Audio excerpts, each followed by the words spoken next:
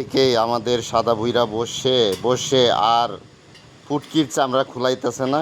কারণটা কি দেখেন, এই যে গিয়াস ভাই কাজ করতেছে, কাজ সাফল্য এখনো হচ্ছে না। ওয়েট করতে করতে জীবনটাই বেদনা, তাই না? কি সমস্যা হচ্ছে আপনার লেডের কারণে বলো? আর আগের ছুটি মনে হচ্ছিল পুটকি মেরে গাভিন করে দিই। ফুটকি মেরে গাভিন করে দিব? আই এম টু অবাক, কি বলে? 2 ঘন্টা হইলো আমি আইলাম, তাহলে অন্যের কাজ করে আমারটা ফালাইছে। এটা কোনো কথা?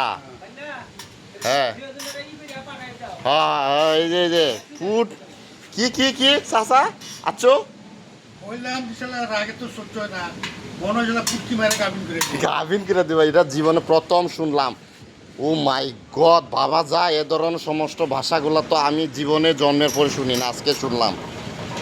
যাই হোক, আপনার জয়যুক্ত হোক, আপনার জর্জ সাফল্য কামনা করছি, সুস্থ কামনা করছি, এবং গ্যাস ভাই যেন অতি তাড়াতাড়ি যেন তার সাইকেল, 2 চাক্কার সাইকেল দ্বারা তারা যেন সাকসেসফুল, নষ্টটা ঠিক করে যেন যায়।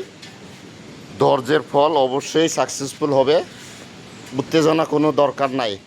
ওকে আচ্ছা। ওকে, থ্যাংক ইউ। ভালো থাকবেন, সুস্থ থাকবেন।